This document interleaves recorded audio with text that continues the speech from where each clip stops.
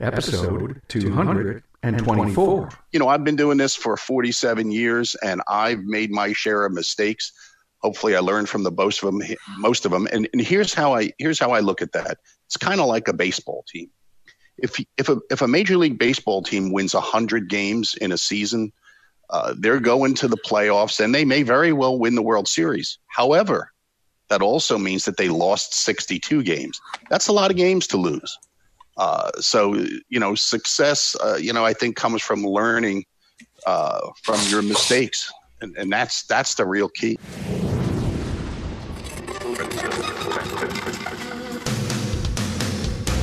Welcome, Aftermarketers, to Remarkable Results Radio.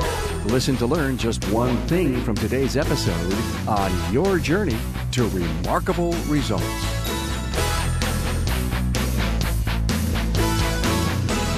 Hello, Aftermarketers. Carm Capriato here, and welcome to the industry's premier podcast. Now, you're in for a special treat. Now, here in episode 224, hear from the dads, Joe Palermo, Gary Pontious Sr., and Terry Beachler. So what's so special about this podcast is that their sons, Tom, Gary Jr., and Brett, were interviewed in the episode just before this one, episode 223. This is the bookend episode that will come full circle as it relates to the power of family businesses in the aftermarket. Hey, please keep in mind that this episode is brought to you by Federal Mogul Motor Parts. They are the reason you enjoy these interviews twice per week. Now, when you need innovation and quality, you need Federal Mogul Motor Parts. Brands like Moog, Felpro, Wagner Brake, Champion, Anco, Seal Power, FP Diesel, and more. They're the parts techs trust. Find out more at fmmotorparts.com. I'm having more personal enjoyment than is allowed connecting people that care about building a stronger automotive aftermarket, and I hope you benefit in big ways. It's my driving force to link people that need knowledge and want to affirm their strategies in a way that is easy to digest in your day-to-day life. Now, we're bringing like-minded people together who want to pay it forward, and don't forget, a rising tide lifts all ships. Hey, for this episode, you'll find the show notes at remarkableresults.biz/E224. Hey, if you want a simple and easy way to enjoy the podcast on your mobile device, have you downloaded the special podcast app available on the iOS and Android App Store?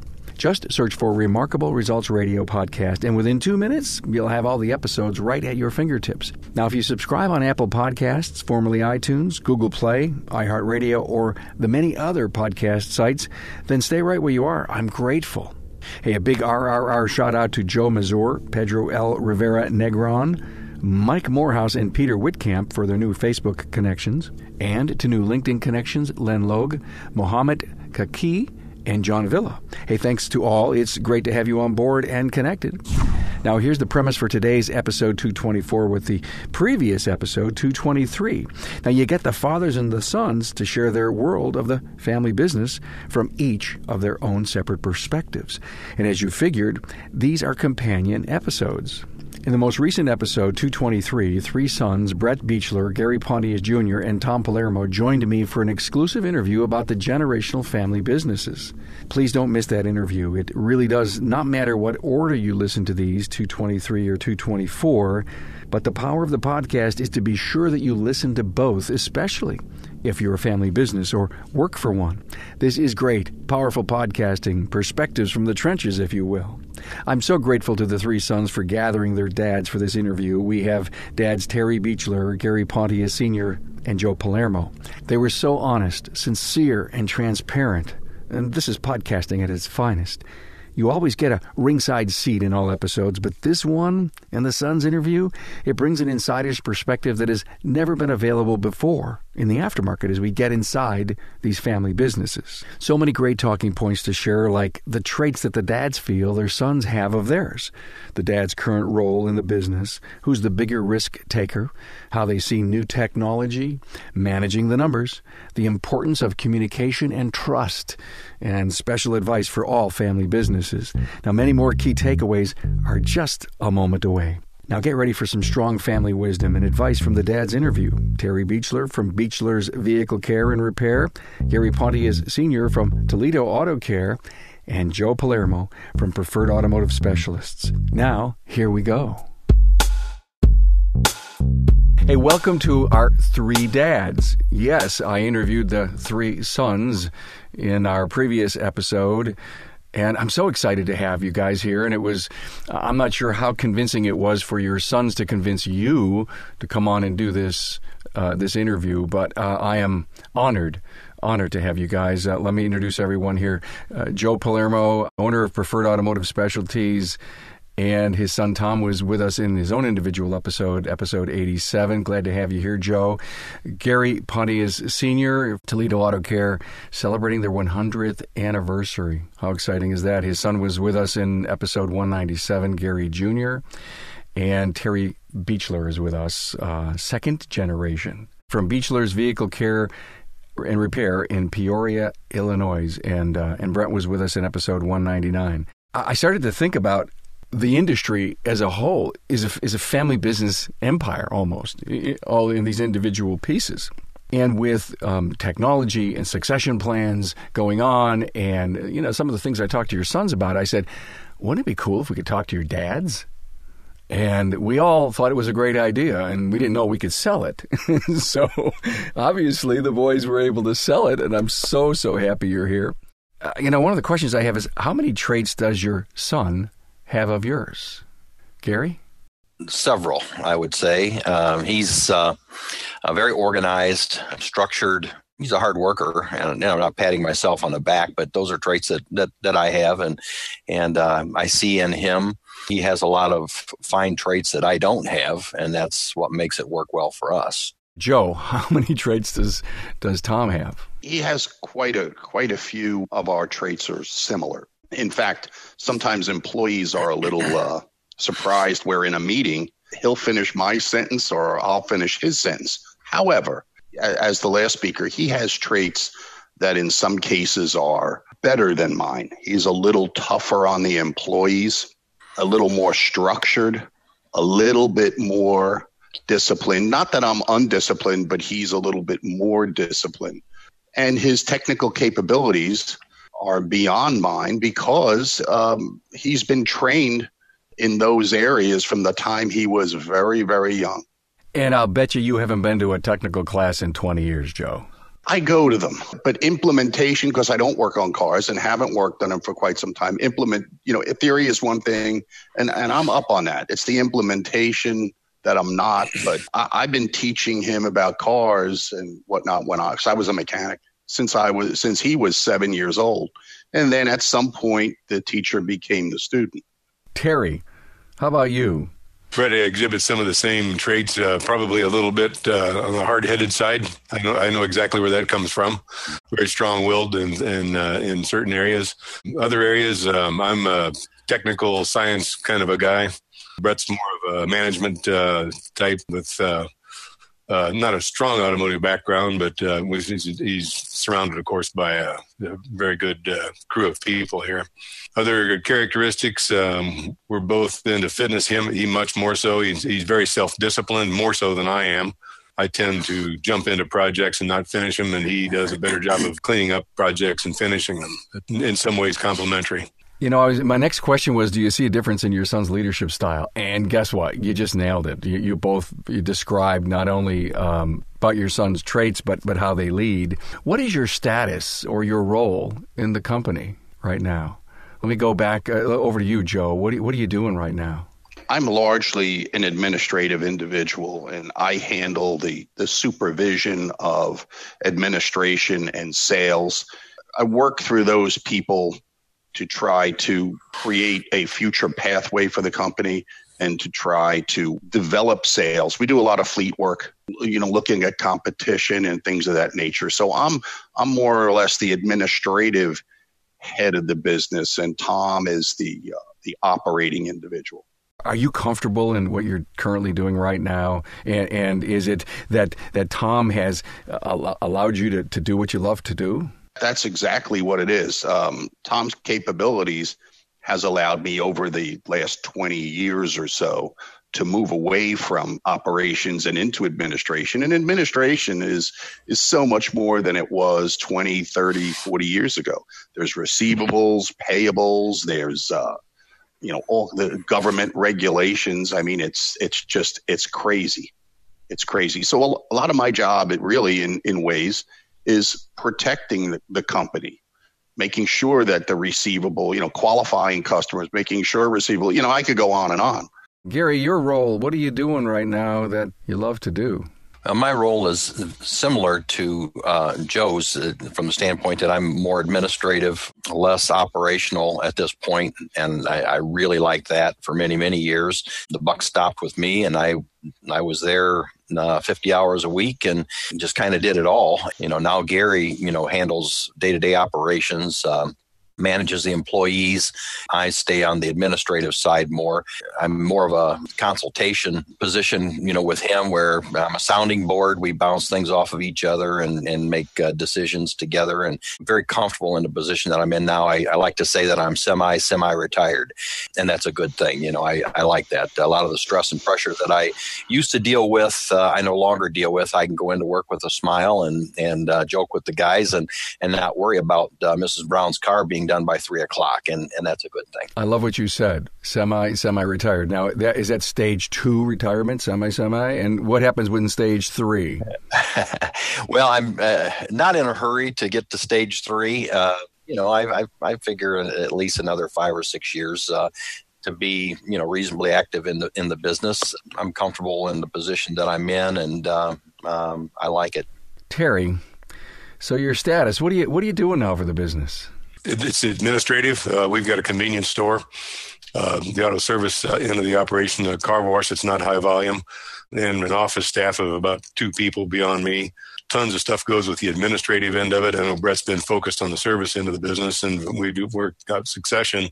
He's in a position I don't think he appreciates what goes on the administrative side of it. It's a very heavy burden there with everything. As Tom mentioned, regulatory licenses, deal with professionals, tax issues, sales tax issues. It goes on and on and on. Yeah, I don't think the average consumer or customer of yours realizes the amount of legislation and paperwork that goes on to run a business. I usually work till 2:00 most days. I'm in here at 8:00, and a lot of times we'll skip lunch. But I would transition out and retire. I'm somewhat part-time right now, with a fair degree of freedom with respect to, activities. Something comes up, I'm gone.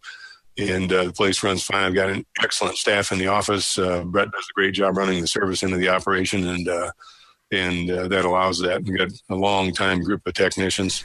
Okay, so based on what Gary said about semi-retirement, are you in the semi zone? Probably semi. Add one to that. Usually out of here by 2:00 and here most days. Virtually every day, Monday through Friday. I used to work Saturdays many years. Brett scheduled me off on Saturdays, which was nice after probably 40 years of that. Oh, wait a minute, guys. Isn't that funny? Brent scheduled me off. I mean, I have to laugh. I'm sorry. We used to rotate work every 4th Saturday, and you guys got me scheduled out of that. It's working out. I didn't go out kicking and screaming on that. You know that 70% of professional technicians install Moog? Do you know who is best in class in engineering R&D? Do you know who holds 47 patents and has 28 dedicated engineers on staff? Yeah, Moog. You should know that 85% of Moog socket-style components are manufactured in North America, and that makes Moog best in class for manufacturing. And since 1966, every NASCAR championship has been won on Moog parts. But you knew that. I know why you install Moog. They solve your problems. Over the years, Moog has provided problem-solving innovations like a patented pressed-in cover plate, powdered metal gusher bearing technology, compression-loaded ball joints with a pre-installed integral dust boot, and vertical control arm bushings. You know why you install Moog. Enhanced durability, improved performance, and ease of installation. For more information, go to moogparts.com. Now you know. Being a top technician takes a lot of hard work, and you can't do it alone. I believe you would agree vehicle technologies, repair procedures, and diagnostics are changing every year. That's where Federal Mogul Motor Parts' Guru Garage can help. The Garage Gurus program has been designed by and for technicians and offers the most comprehensive program of support tools in the industry.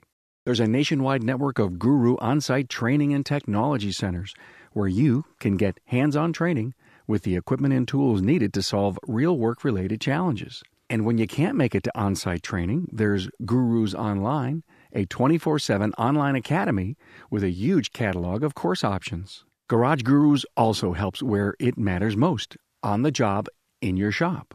Their Gurus on the Go technology fleet, well, they bring the latest products and technology demos right to you. If you need a quick part lookup, the Gurus On Demand app gives you fast, easy, and accurate info. And when you need help with a technical issue, their bilingual ASE-certified Gurus on Call are ready to help.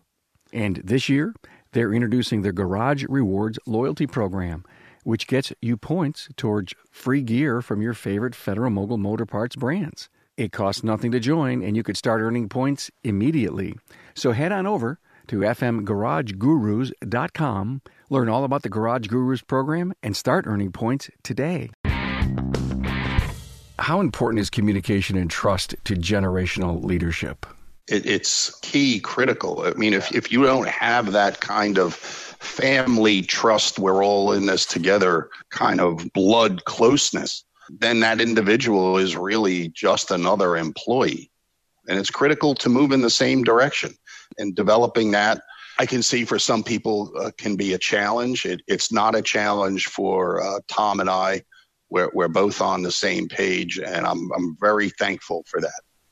I echo that communication and trust, I don't know where you could put one above the other, but they're both just foundational. If you don't have good communication between the two of you and you fully trust each other's judgment, decisions, and you're destined for problems for sure. And we agree on culture and ethics and all of the key components that make a successful small business. And that's just paramount. Communication's a big deal. Brett and I have some difficulty with communications. He has a very strong tendency to operate autonomously without consulting. Even some big ticket things, get dropped in your lap. And the old adage, I don't think of myself as the boss, but don't blindside the boss. We're working through that stuff right now. I brought on a consultant who is a faculty member at Bradley University here in Peoria, who has a very good reputation for working through these management styles and that sort of thing to improve that situation. And what I heard you all say is family trust communications. And does that get itself deeply ingrained in the culture of the business and the team that you have? You work hard to have that team feel like family? We have several of our employees have come to work for us because, we're a family business. They like to feel part of the family. We've got my sister works for us as well. She's retired as shuttle driving for us. 2 or 3 of the employees call her Aunt Kathy. So we have I think, a good family culture there, a good team culture, and a good cohesive group that way. I'm sure, Joe, you're Italian, man. I can't imagine that, you're probably having pasta every day at noon. If you could see me completely, you'd know that I probably eat a little too much pasta. But I have members of the family that work for us. My wife, whose name, by the way, is Kathy, too. She works in the business on a part-time basis. My granddaughter, Gabby, she works there part-time in the summer. The key really to this kind of understanding is, what is the small business? Why does it exist for us? And it revolves around the family. It's really all about the well-being of the family, the ability to generate the kinds of appropriate income so the family is taken care of. Thankfully, we're in the automotive business. It was my granddaughter Gabby's 17th birthday. And so a few days ago, we surprised her with a convertible that we restored. It's not too old, but that we restored to like new condition, and that all those things go back to we did that ourselves. She didn't know it was happening, but we did that ourselves, and it was because of our abilities through the business. Terry, is the culture inside the business all about family? Yeah, to a fair extent. I wouldn't say it's all about family, but I have a brother that works here, has been here for a long time, and of course Brett is here. My old line that goes way back when is no wives, no tow trucks.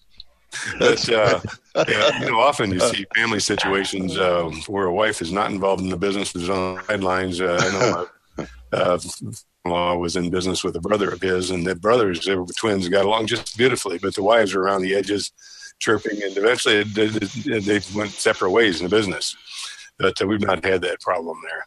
We have wives in tow trucks in the business, but luckily for me, it's working out. I've been around. I've done some training gigs and so forth, but there are many businesses out there where wives are heavily involved and a real key person in business. But the humor side of it's always fun. I guess one of my feelings about family and people in business, you don't want employees thinking they're working for two bosses. That's problematic sometimes. That is a very powerful statement. And so how does that work inside of your place, Terry? The people for whom Brett leads, if there's an issue, I take it up with Brett rather than dealing directly with the employee. Brett will have a tendency to work around the organizational structure and go straight in on something. And, you get a reputation of being a micromanager doing that stuff and working for two bosses. You got to work through the organizational structure. It's probably an area where I'm strong and Brett's probably not so strong there. That's a great point, Gary. Do you have this one boss mentality at your place? Yes and no. Because Gary handles the operations, he's the go-to person. Yeah, 90% of the time, when there's any questions or issues, when it becomes administrative, healthcare issue, something on that line, they come to me. So I think we have a pretty good balance there. Sometimes maybe it gets a little crisscrossed, but I think we have a pretty good balance in that regard. And it's largely, I think, because 8-10 years ago, when I seen Gary was fully on board, engaged in training and becoming a real student of the industry, the management side of it and things, I just began backing out and allowing him to take that front role. And that's worked well for us. I don't step on toes. I stand back, and if I have an issue or something to discuss, we do it privately, and it's not in front of the employees or anyone else. Joe, for an example, if the decision that needed to be made and it was administrative, people would go to you. If it was operational, they would go to Tom. And then my next question, if that's the structure, when you guys have to make a decision on the company, a piece of equipment or a strategic move, then you probably do that together. My method is I have two people that, one, my administrative and sales manager, she reports directly to me. She has a salesperson that reports directly to her. So in that sense, they report to me, and that's that chain of command. However, everyone else, my wife included in that as well, but everyone else in operations, they report directly to the service manager, who report if that problem cannot be solved at that level, it moves to the next level, which is Tom. And if then there's a problem that still exists, then they come to me, and Tom and I resolve how we're going to handle the issue. So there's a military chain of command that we kind of use. And I tell my employees, my door is always open to you. I said, however, you need to follow the chain of command first. Do all of your companies have an organizational chart and the people know it? Yes. The wives, you've mentioned wives, and I asked your sons about, I said, so what's mom's role? That's what I asked them. And so now I can actually say, what are the wives' roles? In my case, my wife, Kathleen, she works part-time, 1 day a week at the shop and probably a day or two at home administratively. She, before we got married, was an insurance broker. She's very familiar with insurance and all the aspects around that. And so she handles all those things and makes the autonomous decisions because she's the best and most educated person. And also what she does is some of the administrative things that we really don't want other employees to be involved in, such as payroll, profit and loss statements, tax returns, which she doesn't do the tax returns, but she integrates with with our CPA. So that's her role. Terry, your wife's role? None in the business. She places some of the artwork around here and does a very nice job with that. Very good. Got it. Gary? My wife's my bookkeeper, has been for 30 plus years, and does a great job. She's a real numbers person. I'm a little less than of that. To deal with numbers on a daily basis would probably drive me crazy, but she absolutely loves it. And so it's been a good thing for me because, again, bookkeepers can do a lot of damage to your business if you're not careful sometimes. And I don't have to worry about that. She's meticulous. She does a good job, and she handles the QuickBooks financial statements, does a lot of the tax stuff. So it's worked out very well. She works 34, 35 hours a week, and sometimes when there's a load, she'll bring some home. But most of the time, she keeps on top of things very well. How does that mesh with semi-retirement? Well, I'm more semi-retired than she is. She's more of a workaholic than I am. I'm ready to back out. I'm ready to. I probably get a little more in tune with Terry. I guess it's my personality. I'm still there every day, and I made a decision actually about 2 weeks ago to start leaving by 3:00, and that's working out so. But I'm working more in that direction, and I like to get to where Terry is, where I'm 8 to 2, and if I got something else I want to do that day, I just don't go in at all. But I'm not there yet. On the other hand, with her, she's definitely more of a workaholic. She's more committed to the daily grind than what I guess I am. So good. The numbers. Someone mentioned numbers, P&Ls. It's so important to really know. Years ago, if there was money in the checkbook, you were okay. It's completely different today. I know you share the numbers with your sons. You have to. They couldn't be in the role they're in. Do you spend a lot of time with your sons going over the P&L and the balance sheet? I do with Tommy. Let me just say this about numbers. There are people, and I used to be one of them, that would say, how could you be so into numbers? And I realized that a good number of years ago that numbers are really not numbers. They tell a story. They're a product of behavior.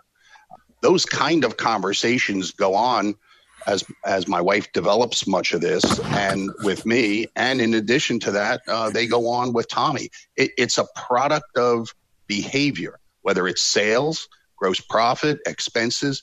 And so that's what we focus on. And we do set goals, and certain areas of the company have certain expense goals. And we tightly control that and look at it to a small degree on a daily basis, to a larger degree on a monthly basis. And you all say your strengths and the things you love to do. Joe, Tom loves the numbers side of the business or the operations side more? Tommy is more of an operator.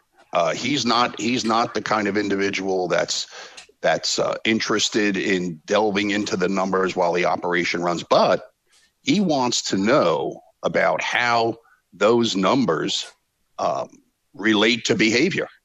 Smart. And eventually someday he'll have to be he'll have to be into the total behavior piece. Like you say, oh, it's not right. What are we doing wrong? Yeah, you're exactly right. Got it. Thank you. Terry, you guys on the numbers? Brett and I are limited in sharing of numbers, not by intent, but Brett's very focused on the service end of the operation. He's got good numbers, fair numbers to deal with from our shop management software. But the overall numbers of the whole business for the convenience store, gasoline operation, car wash, and that sort of thing, he's not shown an interest in. And that's, or we want to take the time to spend time in the office reviewing those numbers. And that's one of the goals as we get on the road. It's something that should have happened. It's one of those generational things. Very focused on the service end of the numbers, but there's a much bigger picture there we need to deal with. Got it. I understand. Gary? Gary has become, over the last few years, very numbers oriented. The P&L and the balance sheet, we don't spend a lot of time on.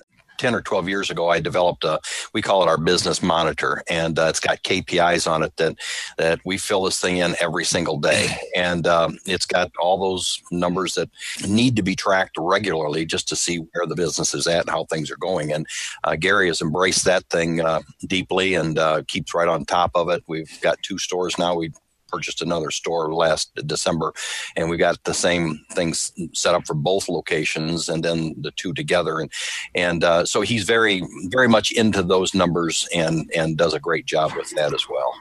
Guys, are your sons taking more risk than you did?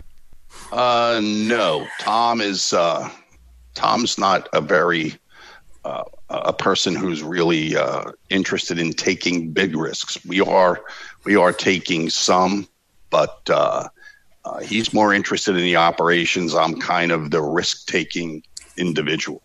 And so do you go with him with your ideas, and does he buy in? He buys in? Yes, he buys in. If it makes sense, he buys in, but I'm the one who's, taking the risk. And so what you're doing, though, is you're really conditioning and teaching him. I mean, he's a young man still. That's exactly right. Seeing how these things, and I don't take big risks. We're not a company that has, a lot of debt and stuff like that, but I'm the one who does that. And he's seeing how that plays itself out. Terry, risks. I'm not a big risk taker. I don't think Brett is. Sometimes I feel that he will take risks without knowing the whole picture behind it, considering the risk factors. One very minor thing right now we're dealing with is, fairly expensive training program for one of the advisors. We're talking $6,000 or $7,000, and just pay the money, just send the advisor. It's a non-cancelable contract, and I view that as a risk if the guy that's a service advisor decides he wants to pack up and leave 3 months down the road. Company is unprotected and holding the bag. Hey, appreciate the education. I'm out of here. That's the due diligence type thing rather than maybe risk. Yeah, you're right. And, there's so many stories out there about that situation. If you don't train them and they stay, and if not, what's their commitment going to be, if you do invest in them? And, God, how many times people have said it really only takes a few months to get that money back because of, obviously if you've selected the right training class, usually that stuff happens. So the ROI is what you care about. What's my return based on that investment? Gary, how about you?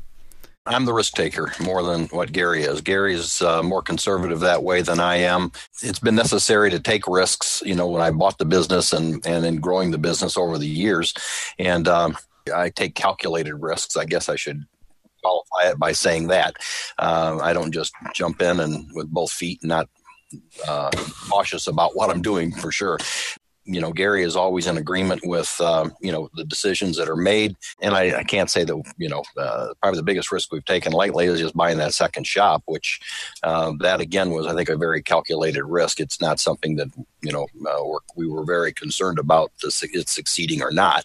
And he was on board. He's actually his idea for growth exceeds mine. I'm at a point in my career where I'm kind of cozy and comfortable and I'm not looking for 10 stores. He's young and ambitious and he'd like to see more growth. So it seems like I probably still need to be the one who makes that final decision of risk and growth that way. But he's definitely wanting to expand more. So our collective wisdom and our knowledge comes from having failed and learned from it. And it's been so many books written on failing forward. And with, the dad in the business and having the son right there by your side, isn't a big role of you as leaders is to make sure there's a failure, because there wouldn't be that. You can't be there forever. If you're leaving a legacy with your son, there has to be this failing forward strategy that you as a leader, bringing your son up in the business. Am I making sense? And do you agree with that? Excuse me, Joe, but we back 99, 2000 in that area had a unique opportunity come our way for a second location. And it was in an area that we thought might be good and it was very low risk. And we launched into it. And it went well for about 2 years. 9/11 came and that place tanked. And we couldn't throw enough money at marketing or anything else to make it come back. And we had to ultimately shut it down and move everything back to the main store. So Gary saw that. He saw that that challenge of trying to make something successful that just wasn't destined to be. And then there's been other things that's occurred, over the years that has certainly, I think, indoctrinated him to that and kind of helped him to see that, everything isn't always roses. Got it. Joe, you were about to say? Tommy has seen failure along with me. We've shared these failures. Some of them have been with employees that we feel have let us down, that we put a lot of trust and faith in, and it hasn't worked out. We're currently looking for a bigger location. And wait a minute, was that cough on purpose? Well, no, but it's been a real. The cough was, it was, because it's been a real challenge for us in the area we're in. There's some very limited opportunities, and I've been doing this for 47 years, and I've made my share of mistakes. Hopefully, I learned from most of them. And here's how I look at that. It's kind of like a baseball team. If a Major League Baseball team wins 100 games in a season, they're going to the playoffs, and they may very well win the World Series. However, that also means that they lost 62 games. That's a lot of games to lose. So success, I think comes from learning from your mistakes, and that's the real key. Thank you for that. Terry, failing forward. I can't think of any significant failures that have happened that have created a learning experience, certainly some minor things, but that's a fast way to learn for sure. It sure is, isn't it? Thank you, guys. How often do you guys sit down and have your meetings? Is it monthly? Is it weekly? Is it daily that you mesh and talk about the business? I can say with Tom and I, we speak on a daily basis, sometimes for 5 minutes, sometimes, for a half hour. But let me just go back to this failing for just a second. If the chemistry is correct in the relationship between the father and the son, the two top people, sometimes failure makes that relationship even more cohesive. So there's kind of a silver lining to the dark cloud. I don't mean it to be a dark cloud, boy, but I'm glad you pointed that out, and you're right. You are absolutely right. Thank you. So, Joe, how you guys meet? You say almost daily, but nothing formal. Like we're going to go for breakfast every Friday at 7:00. No, none of that. The challenge is the wives don't like us talking extensively about business, when we're together outside of the business in a personal setting, but we still end up doing that a little bit. But that's not the only time we meet. It's pretty much every day. Depends on the circumstances. One of my questions was going to be about Thanksgiving dinner. We pretty much stay away from business at those times. But I would have to say that inevitably there's always 5 or 10 minutes, where Tom and I are talking together and we're just sharing whatever information. Thank you so much, Joe. Gary, meetings? Like Joe, daily. We're in communication and talk. We have begun over the last several months, actually, breakfast meetings. Once a week. Typically Tuesday mornings, we've been meeting for breakfast and spend an hour and a half going over, issues or thoughts, ideas, planning, those kinds of things. And then the first of each month, we have a team meeting where we bring in, our team leaders as well as the other service advisors and have a sales meeting. And so we have a formal meeting then, and then he and I usually meet formally once a week, and then daily we're in communication. So yeah, Thanksgiving, I'm like Joe.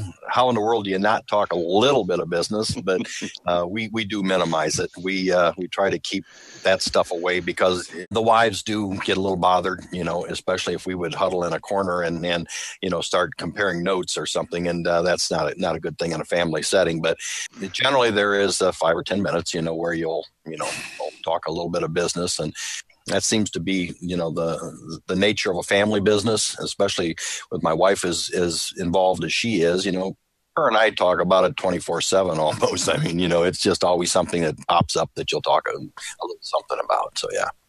Brett and I meet more or less crossing in the hallway, no formal time. We've discussed it, and it seems to fall through because of work schedules and demands of the front counter, that sort of thing. But things are discussed passing in the hallway. I'd say we've got a weakness in our business in communication between the two of us. It's not uncommon in a generational business.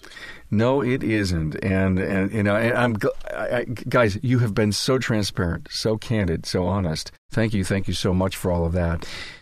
When I think about technology today, autonomous car, the ADAS systems, and this fast-paced, incredible automotive world we live in, You guys staying close to that? You put your crystal ball on and saying, are we, me and the son preparing for, fixing the cars of the future? What are your perspectives on that? At Preferred Automotive, Tom and I are very, very in sync in understanding what's going to happen, what we think will happen, and how we can benefit from it. Here's the thing about these autonomous cars. In my experience, when we went from leaded gasoline to unleaded gasoline, it took 12 years before leaded gasoline was no longer a viable product for service stations. Now, that situation will probably be at least that long because cars are lasting longer today.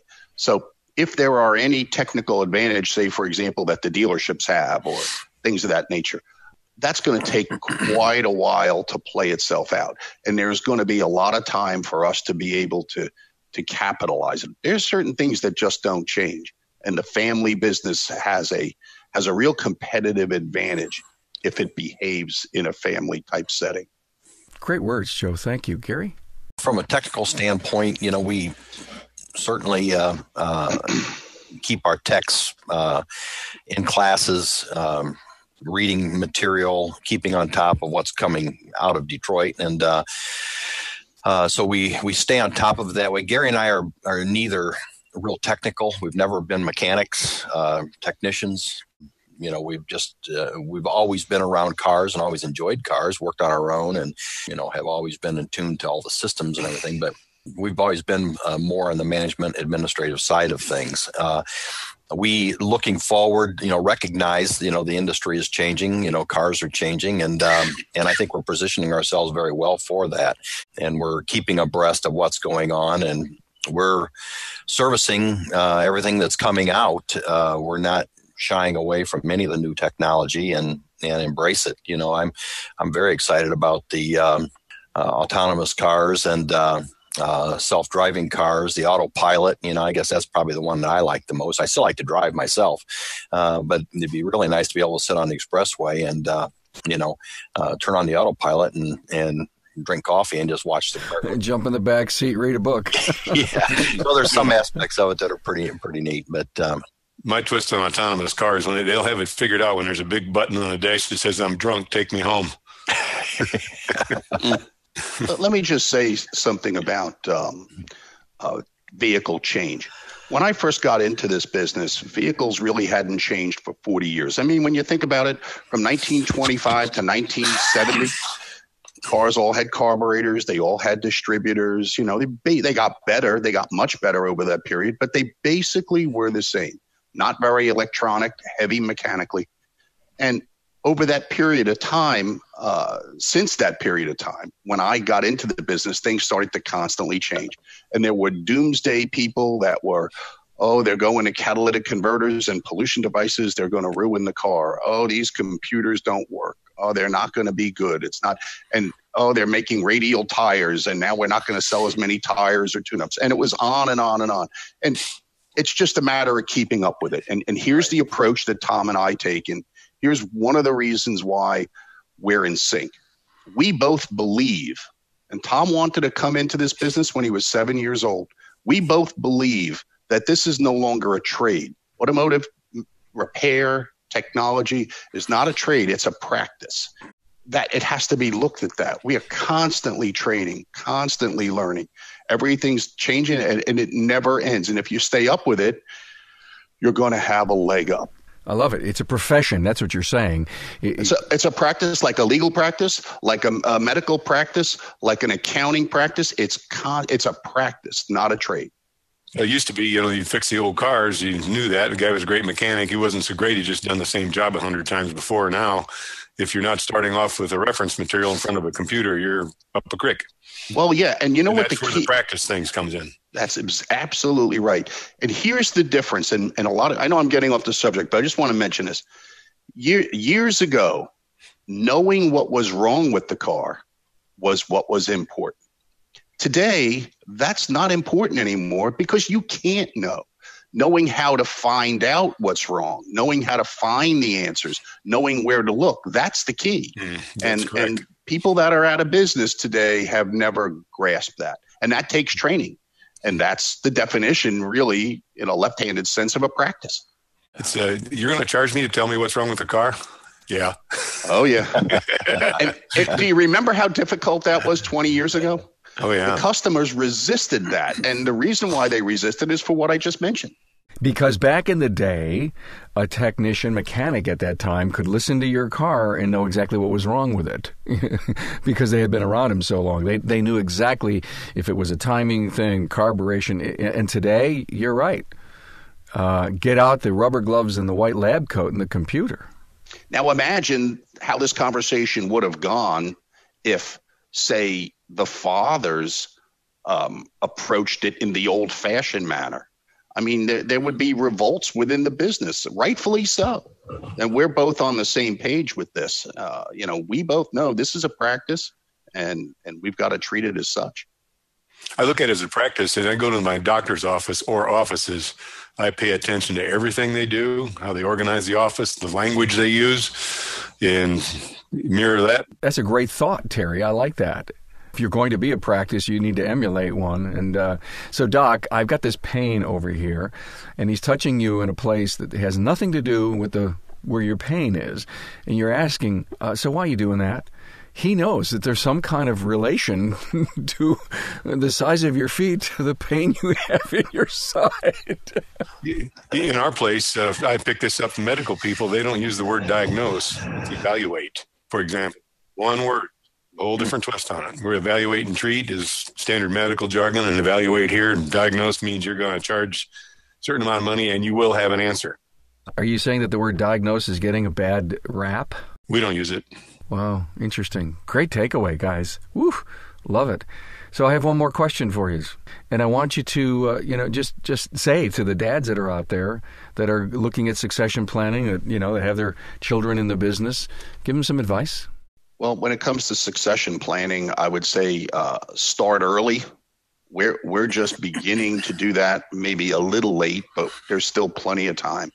And try to have the kind of cohesive relationship. Imagine yourself not there and how you're going to leave your son or daughter and what kind of people she's going to be surrounded with, and can they be trusted? That and succession planning is, I think, the key. Thank you, Joe. Terry, how about you?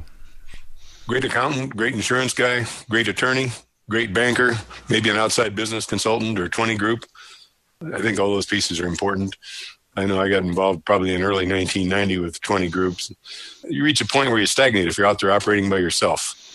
And that input from various professionals and so forth, I think, is critically important to the long-term survival of the business. Great advice. Thank you. Gary? The same. The 20 groups, I think, are an important part of a succession plan. Being involved, you're not an island out there. And what we found in the 20 groups is you're getting a lot of very valuable information coast to coast and across the whole country. What's going on in the industry? Starting your succession planning early and planning it through. Structuring, your plan, your thoughts, how are things going to progress and change as you begin to move out and your son comes in or daughter. Certainly, trying to be as thorough in your thoughts as you can be, along with communication. Communication is, again, I think foundational. You've got to communicate well. You've got to be able to let each other know where you're at. What's your thoughts? Where are we going with this thing? And communicate well and plan and do it early. Great advice. Thank you. Thank you, guys, for being here. I can't tell you how much I appreciate this. Wise words, as I would expect. Thank you, Joe Palermo from Preferred Automotive Specialties, and Gary Pontious Sr. from Toledo Auto Care, and Terry Beachler, who was second generation, and your son Brent is third. Guys, just wonderful. Thanks for paying it forward here.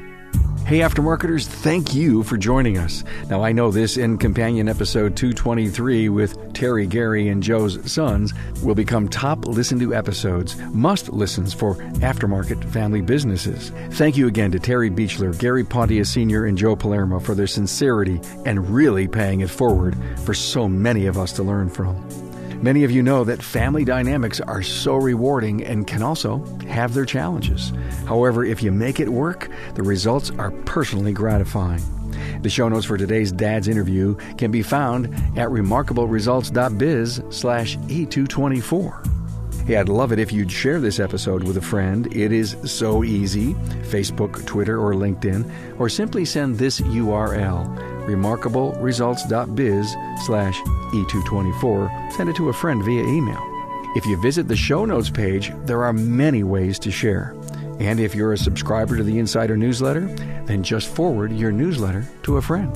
Bottom line, you're an important reason I bring this library of interviews, this treasure of powerful content. I hope you're profiting from wisdom and insights found in each episode, and I thank you for your support. Thanks for being on board to listen and learn from the premier automotive aftermarket podcast. Until next time,